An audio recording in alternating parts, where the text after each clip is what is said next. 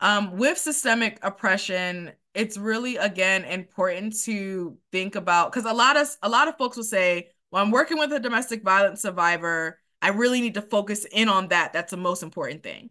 But for a lot of survivors, they're like, "I would be okay if I had stable housing. I would be okay and I can move past this relationship if I know I'm going to have money to eat food every day.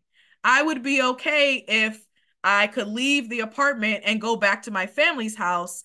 But because of these different layers, or because, I have a criminal record and I face discrimination in that system, it's just more difficult for me to navigate through the world."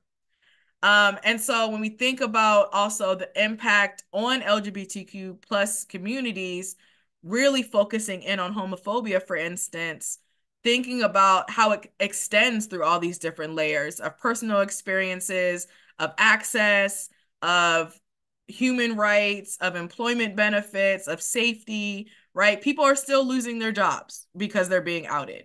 People are, there are people saying we need databases to track folks and report folks, and we need, we can't have this happening in the church, we can't have this happening in the mosque. But to really think about what do our communities need and what do the survivors in our communities need, and if they're saying yes, domestic violence of course is part of what's happening to me, but I need these other layers of my experience also tended to. And it usually comes from what is their relationship with their faith community and how has it been impacted.